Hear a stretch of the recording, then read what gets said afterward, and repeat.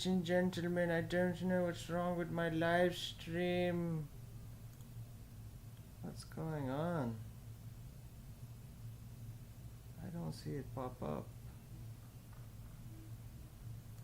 What in the world is going on? Oh, it is working.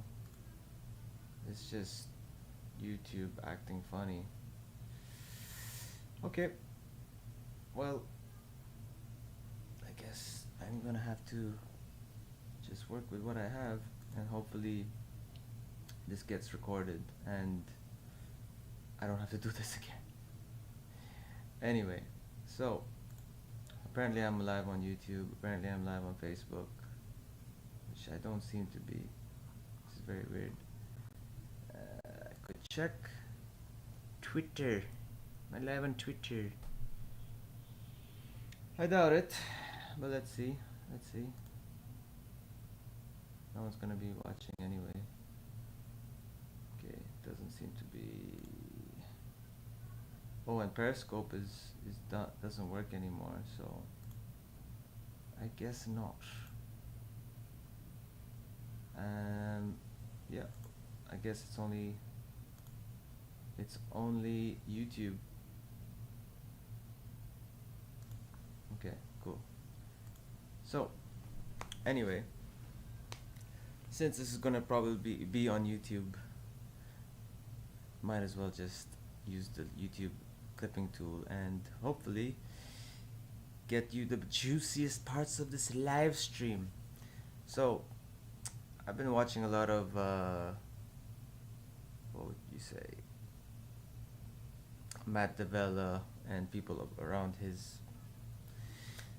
People are taking his course, and just a bunch of other stuff. I've been looking at LinkedIn. I was on LinkedIn a lot last month,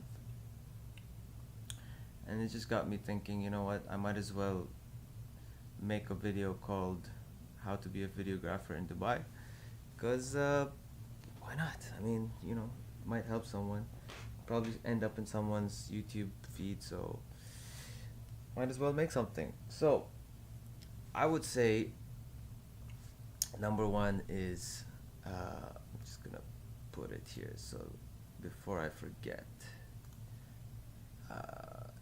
use LinkedIn Learning for beginners, for the newbies, sorry, for the newbies. All right, so use LinkedIn Learning. So when I started off, I was actually a graphic designer, 2015-16, and then that was really a crazy time because I was having a kid. I had my kid when I was in 2015, and then what exactly happened? Yeah, I was I was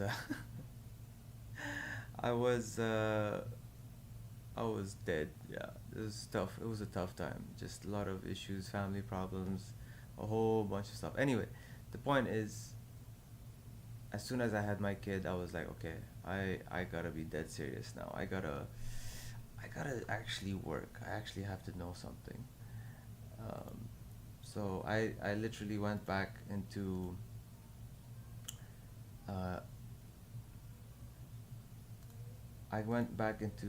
my what do you call it, my degree, right? So I learned, or I have a degree in multimedia arts, which means jack, means nothing, and I just was like, okay, what interested me the most, or what was I decent at that time. So this is from 2004 to 2008, where video wasn't that big, and it was tough. Like, you had to get the mini DV, put it into the little tape thing or whatever, and then like you have to transcode it, so from a analog mini DV thing into a if you don't know what a mini DV is, let me try to share what a mini DV looks like,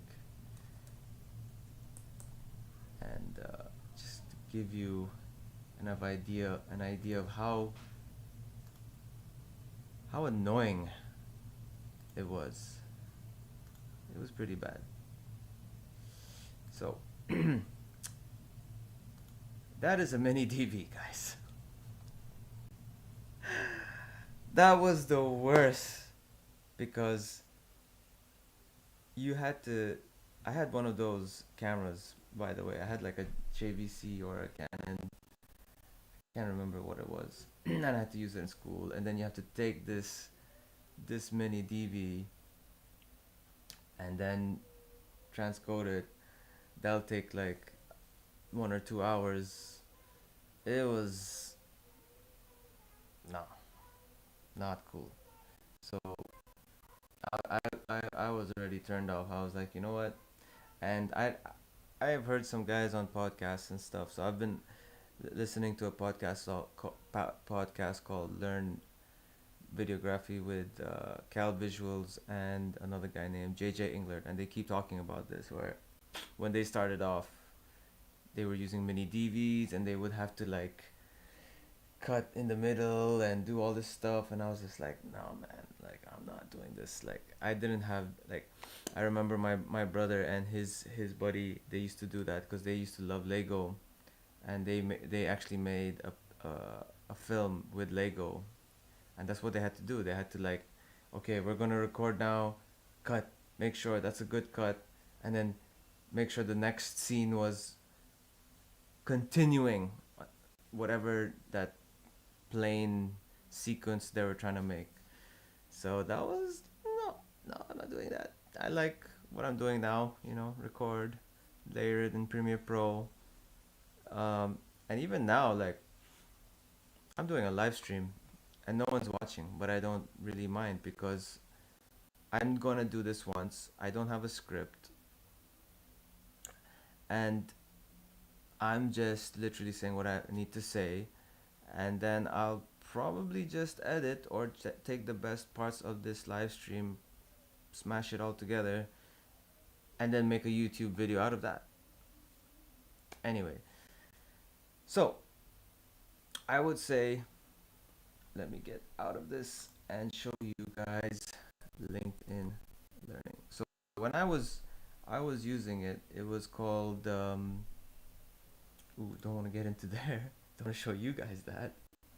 Let's show lynda.com. I used to use lynda.com.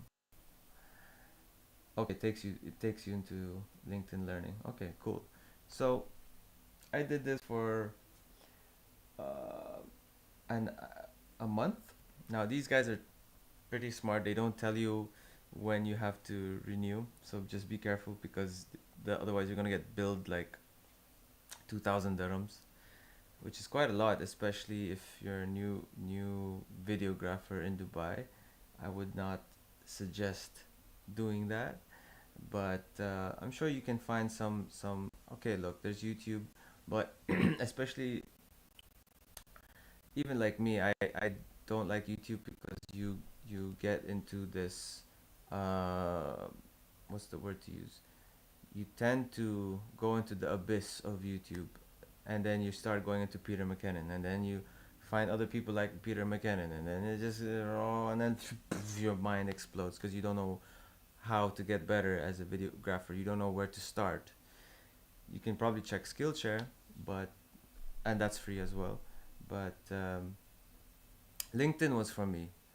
I really liked the courses.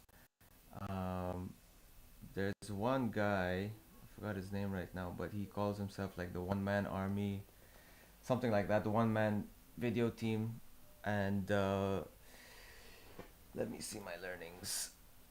I've done, I've done a few. Well, these are the ones in progress. I purchased one.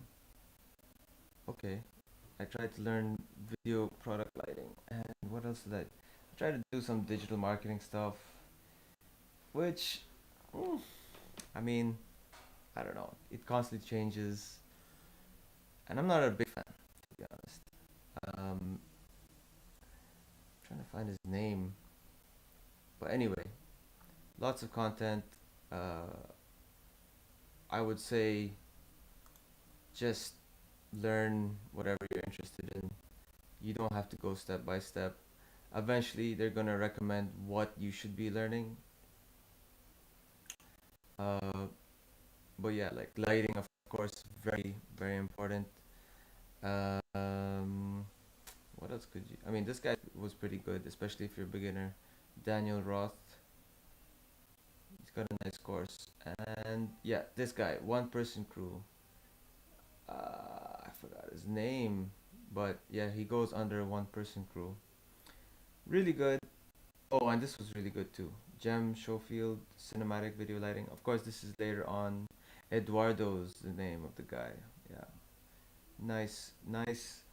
Especially when I started off, I did not know a lot of things, and it's very intimidating as a person who's new to it, and you don't know what to buy, you don't know what you should be focusing on, and I still always, even after what 4 years, 5 years doing this, I'm still always trying to see if there's something new, and at the end of the day, I'm still not a DP or a cinematographer. I'm still always trying to learn lighting, and even if I'm not on those type of sets, I've never been on a big, movie set or whatever, and I have to like use an Alexa, or I have to use these crazy airy lights. Like, no, but I will, watch a Jem Schofield uh, video about lighting and how they do it, and I've realized that you they take so much time and effort just to do one scene, like literally the guy's holding a beer or whatever and talking to this girl, and then cut, and then they shift, and then they again move the lights around, and you're like, do I really want to do this? Is this what like? So that's the difference between a videographer and a cinematographer. Videography is really, I would say, run and gun. You're usually a gimbal guy. You get the stuff done. My the videos I do on a daily or for work are very run and gun. It's not cinematography. Like, I'm on a set with 5, 10 man team. Like, it's literally me, two people, and that's pretty much it. So probably the host and maybe someone from to deal with the client, or maybe assist me. But it's yeah, I would say, if you're starting off, uh, and if you want to be a videographer in Dubai, use LinkedIn Learning. Uh, that is really gonna be useful. So I'm gonna hide this. Go back. All right. So the next thing I want to talk about is, uh, I would say, to be a videographer in Dubai, uh, you would have to be run and gun. So uh, equipment. Let's do equipment. Equipment or gear.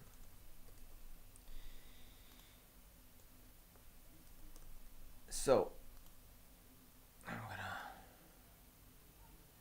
In terms of gear, I started off with a Nikon 3200.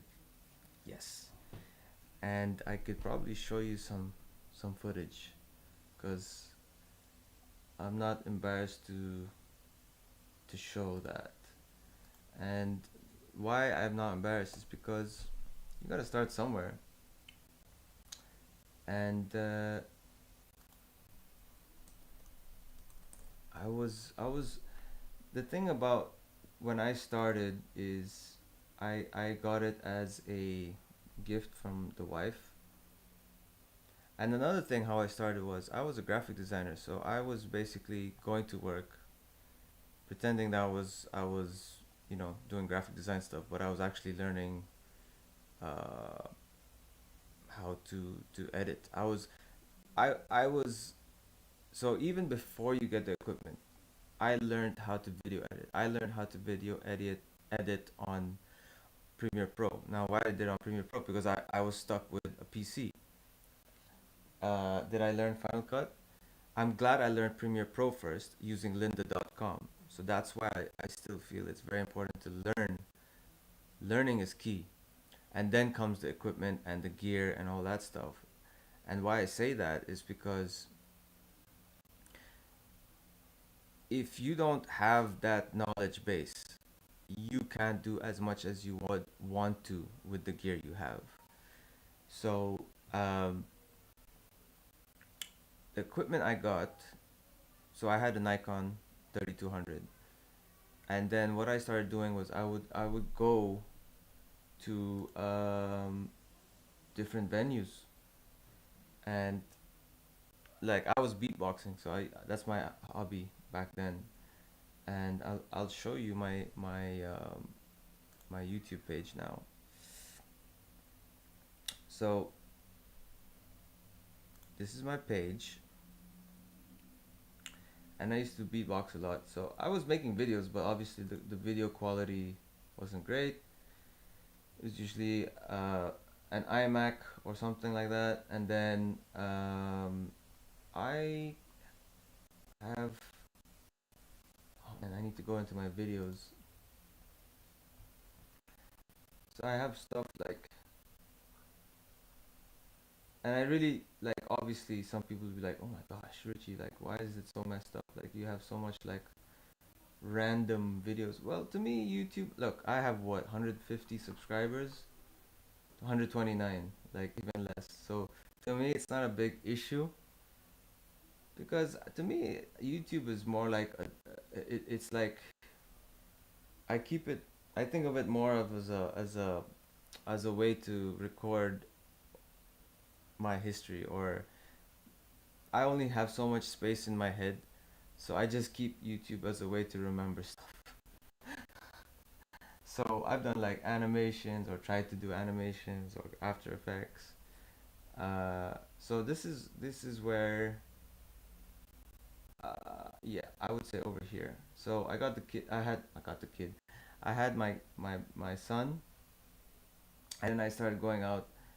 I would say this is my first video that I made where I was like trying my Nikon 3200 and just like kit lens, and I'm gonna mute that. And I was, you know, whatever. I did probably some color correction, and then I'm just like taking video because I was like, this is cool. Like, let me do this. Like, um, I think I had. I'm not sure if I bought a lens. I think I did buy a lens. Not too sure, but as you can see, not that great. But I was already there because I was like, you know what? Uh, I'm gonna perform. I'm I'm gonna just take footage, and then just kept doing it. I was going to a lot of open mics, so stuff like this, just practicing. I was literally like, I'm just going out there, and I was having fun. It was fun, and it was on a Nikon 3200. So to me, like, what like I know that the lens is, shifting and jumping or whatever, but I did my little, After Effects logo or whatever, trying to make it cool. And I was literally just going event after event, trying to get better, and then can't remember when's my first paid gig, but what I can tell you is I got help from some people. So, for example, Azrael is a good friend of mine. We don't chill that much, but he was one of the first guys who was like, "Hey man, you're really trying. Here's a hard drive. You need a hard drive." Because at that time I was like a graphic designer, so I didn't really understand. So I just went to his house, started chilling with him for a bit, seeing how he does things, just observing. Um, and yeah, like he had lenses. I thought like whatever he does, like I saw some of his work. I was like, man. And as is also very crazy. Like this guy, uh, just does a bunch of other stuff. So I was just, you know, other than the equipment, he had equipment, but like I tried out his lens. That's also why I went to his house to try his lens out. But I was on one lens for a long time, for sure. That's for sure. Um, my wife was also DJing a lot, so I would just go take footage of her. Like anything. I was like I was uh, with a hip hop group, and I was like, yo, let me just take behind the scenes footage for you guys. So they were doing like a what do you call it? They were doing like a like an actual proper video. You know, all the, as you can see, all the equipment. Let me try to make it full screen. But they were like, but like trying to make that look super good, and you know, I was just like, whatever, man. Let me get that behind the scenes footage. They were using reds. As you can see, there's a dolly that they made. So a lot of stuff, a lot of behind the scenes, a lot of just whatever. It doesn't matter. Like you're just doing whatever you can to make content. And I wasn't even thinking about it as content. I was more like I just want to make videos. Literally. Like now because of where I am in terms of work, I say content a lot. That word content. I didn't even have that word in my head.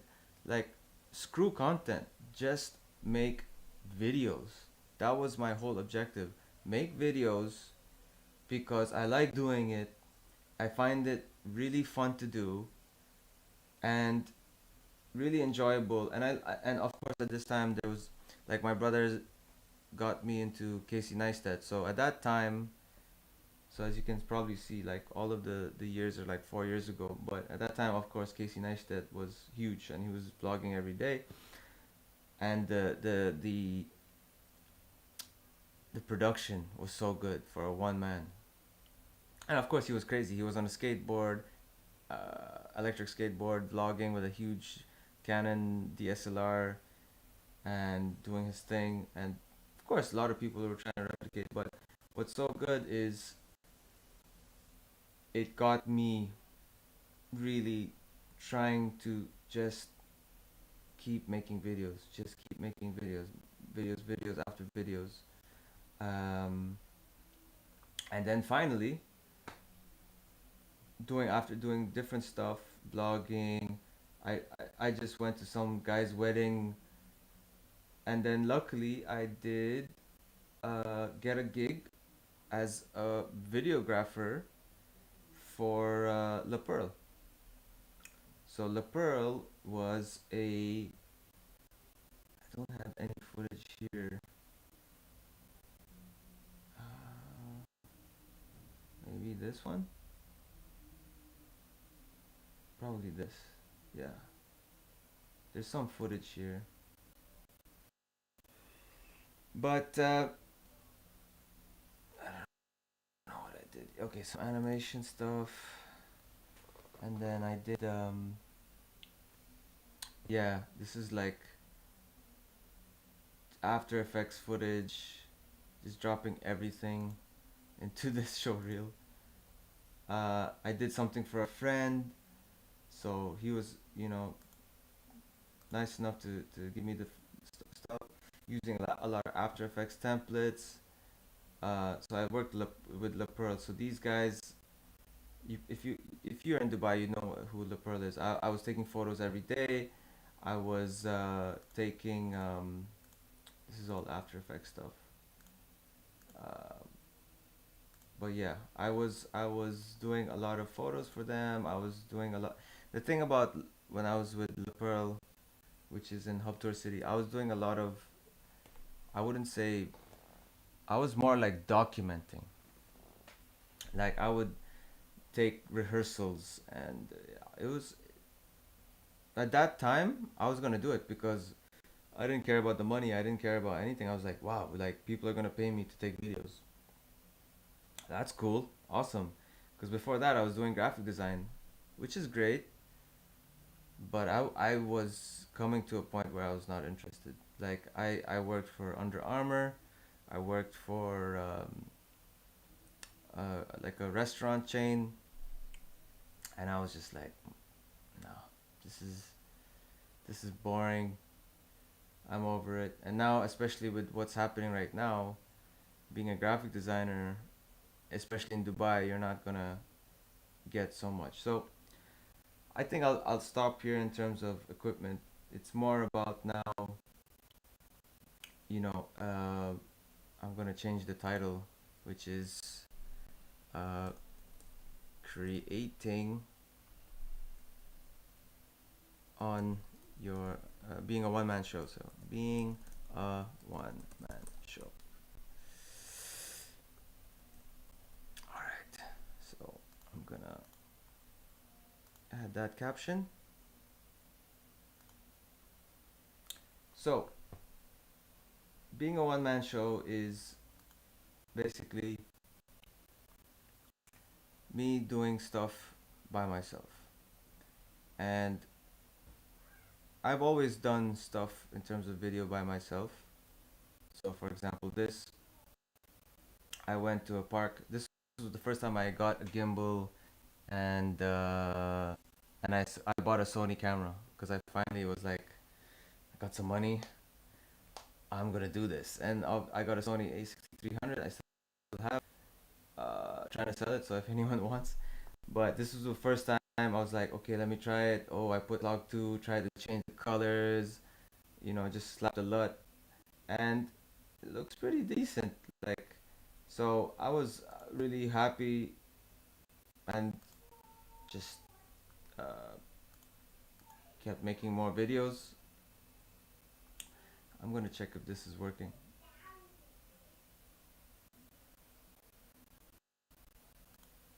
Okay, so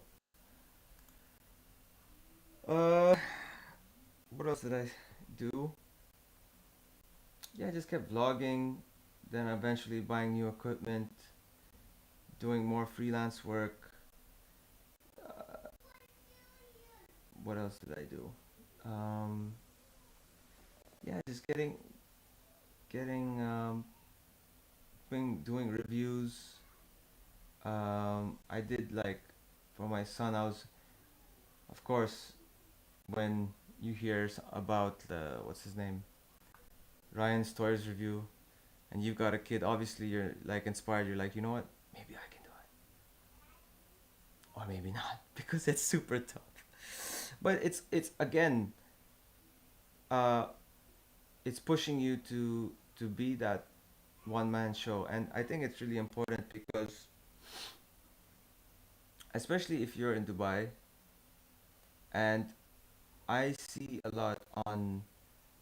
So, for example, there's a big Facebook group called UAE Media Freelancers. That's how I got my next job, which is with a media company, and I've been with them for 3 years. But the reason why I've been with them for 3 years is because I'm able to adapt and be quick, and especially in Dubai, that's what they want. And this is again the type of company you're with, and the type of people you, I guess, surround yourself with. Or, I mean, again, it depends on each person. I also think being a videographer doesn't mean you just stick to, oh, I'm good with lights. Oh, I'm good with gear. Oh, like that's it. I'm good at video editing. Like you have to be flexible. You have to adapt. So, for example, I'm learning live streaming. Is that something that's part of my resume? No. Is it something I'm learning on a day to day basis? Yes, because live streaming is becoming so important. It's the middle tier, basically. So if back then you would probably spend on a documentary or a commercial, now people are spending on restreaming. So I've got some live streams on, let's say, using OBS or using Restream Studio, which I'm using now, and learning how to be quicker and faster, because that's basically what a videographer has to do now.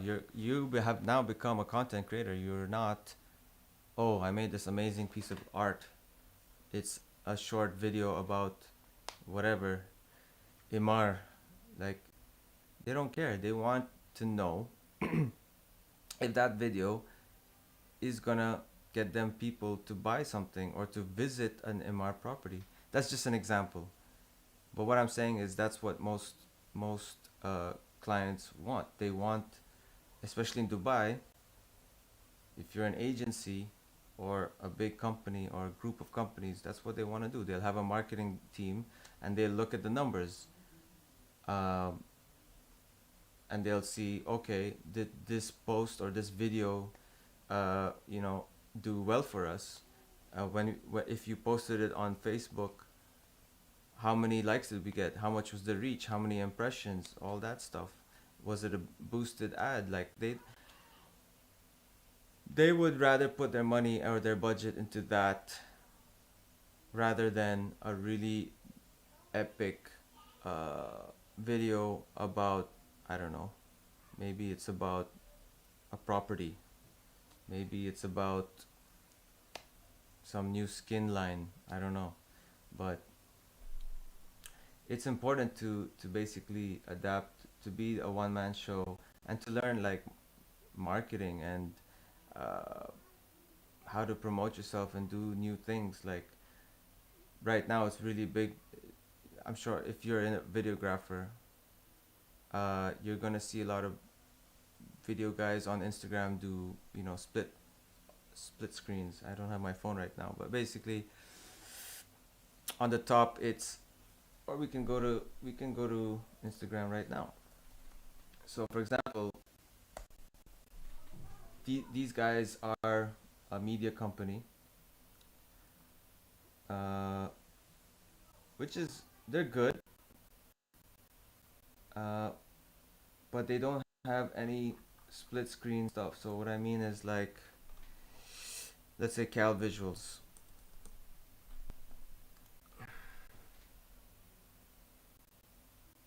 So if you see this,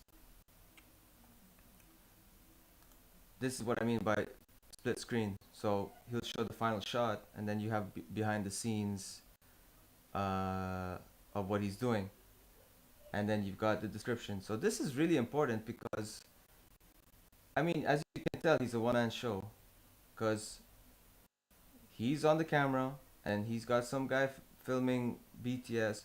Now, eventually, you could be the main dude, which is Cal or me, because that's literally what I do, except I'm on a gimbal. And then I've got someone to help me who's doing behind the scenes. Now, of course, I don't do music videos. I do. Let's see if the company I work for posted anything. Okay, they haven't posted, but I do social stuff like this. Now, I haven't edited this. Sorry, I haven't done the video, as in, because these guys are in Saudi, but I had to edit it, which is basically like split screens, and you don't even need, um, what's the word to use? You don't even need like super, like, oh wow, the lighting is amazing. Like, that's the thing about being a one man show is, especially with clients, I mean, some of them might might know the difference, but most of the time they don't really see or can tell if you're having a red camera or if you are a Sony camera or a Canon camera. It doesn't matter. Now to me it matters because I can tell, and I want the codecs, video codecs, and that's why you buy an expensive camera like the one I'm using right now, because I want to learn how to be a cinematographer or a director of photography. So again, when you're starting out, it's better to learn. I would personally think it's better to learn how to do this type of stuff, which is being a one man show, meaning you learn how to do video editing, you learn how to do lighting, you learn how to do marketing, you learn how to get clients, um, and then you get the big freaking expensive camera. Now, because I've saved up, that's where I got the, the expensive camera, and then obviously I'm learning stuff again because with the expensive camera comes new features. So like learning how to do S-Log 2, S-Log 3, uh, learning how to use log footage. I mean, uh, eventually get better lights because I'm like, oh, okay, now I've got this fancy camera. Let's do some cool stuff. Right? So, but at the start and even in the middle, which is pretty much where I am going into now, I'm in the phase of going into like, okay, I'm kind of done being a videographer. On my phase, I want to move. I want to push to the next step, which is being a cinematographer. Which is now I need to uh,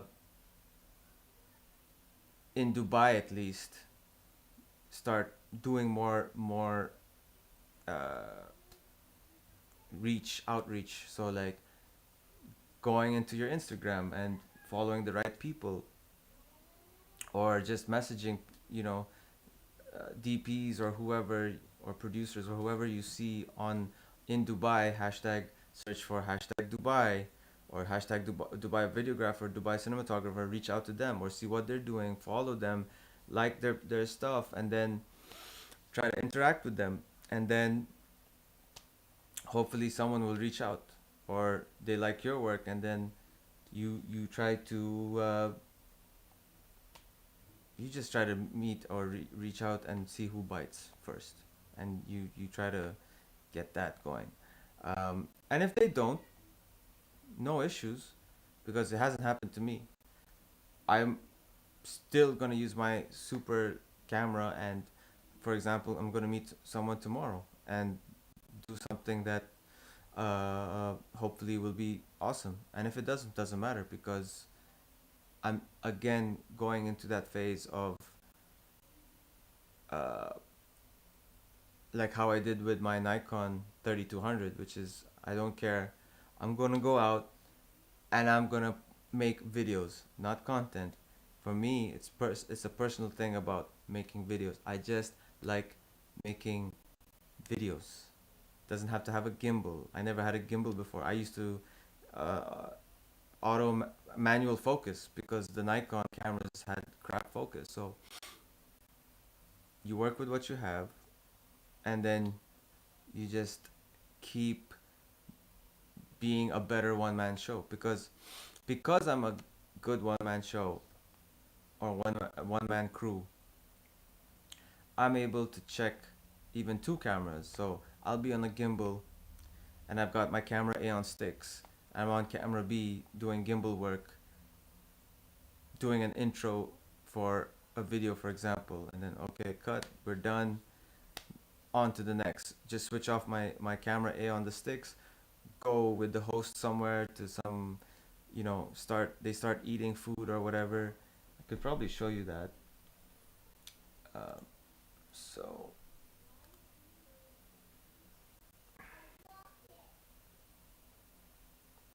so for example, yeah.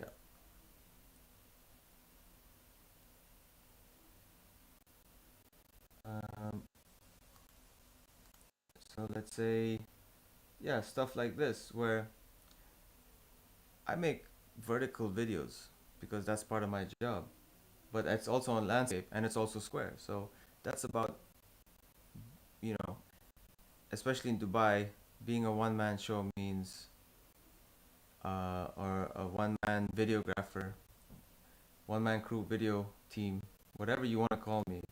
Like, it's not just about, oh, okay, I'm just gonna make films and like, you, most of the stuff you're gonna do is for marketing purposes or for companies. So, uh, now the drone shots are not mine, but all these shots with the talking and the food and it's, I would say 3 hours of work because of different locations, but I mean, getting these shots was not easy because number one, the heat. So that's the thing about Dubai. It's the heat. The heat will kill you. That's for sure. So this day was was was hot, and the gimbal batteries died on me when we got there. Luckily, I had a spare gimbal on me. Uh, but yeah, that was insane. So just a bit of what it is to, or how to be a videographer in Dubai. Uh, you can check out my page. It is HIRABABEAT. Uh, and that is about it, guys. It's a long one. That's 42 minutes of me rambling and talking and whatever. But I haven't posted the video in a long time. The wife is ranting now. I'm gonna have to stop this, but hopefully I can make small VOD cuts about today's video. And that's another thing about uh, live streaming and being a videographer. It's not just about, what's the word to use, making these crazy videos and like everything's amazing and you have to, it has to look all super awesome.